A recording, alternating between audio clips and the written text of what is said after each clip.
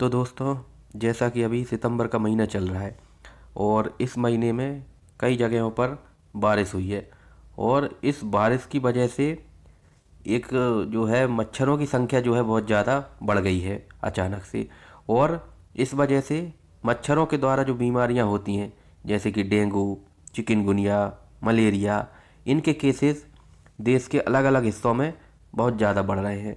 ऐसा इसलिए है क्योंकि सितंबर के महीने की जो बारिश होती है, इसकी वजह से ये जो है जो महीना होता है, ये मच्छरों की जो अपनी जो ग्रोथ होती है उसके लिए जो है सबसे बढ़िया माना जाता है। तो इस समय बारिश जो है, इस समय जो बारिश हुई है इसकी वजह से मच्छरों की संख्या बहुत तेज़ी से बढ़ गई है। और ख़ास तौर पे जो दिल्ली एनसीआर वाला एरिया है, वहाँ पर जो है मच्छरों के द्वारा होने वाली बीमारियों के जो केसेस हैं वो अचानक से बढ़ गए हैं। अभी इन बीमारियों की संख्या लगभग 500 से ऊपर हो गई है दिल्ली में। और सोमवार के दिन इसमें 130 नए मामले डेंगू के आए हैं। तो डेंगू जो है, अब इसके बारे में थोड़ा सा जान लेते हैं कि जो डेंगू है ये किस तरह के वायरस के द्वारा होता है। फिर मच्छर के काटने के कितने दिन बाद जो है वो डेंगू के लक्षण आते हैं। और साथ में इन मच्छरों से बचाव के लिए हम क्या क्या कर सकते हैं, और साथ में ऐसी कौन कौन सी सावधानियां हैं जो कि जिन्हें हम अगर लेकर चलें तो उसकी वजह से हम जो है वो ये डेंगू से बच सकते हैं। तो आज इस वीडियो में इन्हीं के बारे में बताऊंगा। सबसे पहली बात कि जो डेंगू का जो बुखार होता है, डेंगू फीवर, ये एडीज मच्छरों के द्वारा होता है। और इसकी एक जो है स्पीसीज है एडीज एजिप्टाई मच्छर, जिसे हम टाइगर मॉस्किटो भी कहते हैं। ये काफ़ी बड़े साइज का मच्छर होता है और ये फ्लेवी वायरस जीनस का जो है वो एक मच्छर है और फ्लेवी वायरिडी फैमिली में आता है। और ये जो मच्छर है इसकी खासियत ये है कि जो है अपने आप में एक बड़े साइज का होता है और साथ में ये दिन के समय काटता है ये मच्छर। तो ऐसा माना जाता है कि जो है वो जब बहुत सारे मच्छर एक साथ काटेंगे तभी हमें डेंगू होगा या तभी हमें मलेरिया होगा, कोई सी बीमारी हो। जबकि ऐसा नहीं है। अगर एक सिंगल मच्छर भी है जो जिसके अंदर की जो है डेंगू का जो वायरस है वो है, तो उसके द्वारा जो है वो उस एक मच्छर के काटने से भी डेंगू का इन्फेक्शन हो जाएगा आपको। फिर सवाल उठता है कि अगर मच्छर ने जैसे आज काटा और ऐसा मच्छर जो कि डेंगू वायरस जिसके अंदर था उसने जब काटा, तो कितने दिन बाद जो है वो बीमारी के डेंगू वायरस मतलब डेंगू के फीवर के जो है वो लक्षण आएंगे। तो ये लगभग लगभग 5 से 7 दिन बाद ये जो है, यानी आज मच्छर ने काटा तो हो सकता है 5 दिन बाद या हो सकता है 7 दिन बाद जो है डेंगू का पहला लक्षण आए, यानी बुखार वगैरह ये सब आए।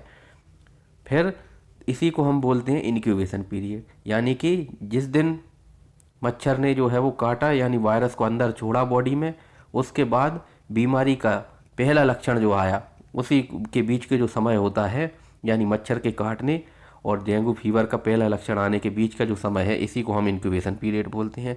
ये डेंगू के केस में 5 से 7 दिन होता है।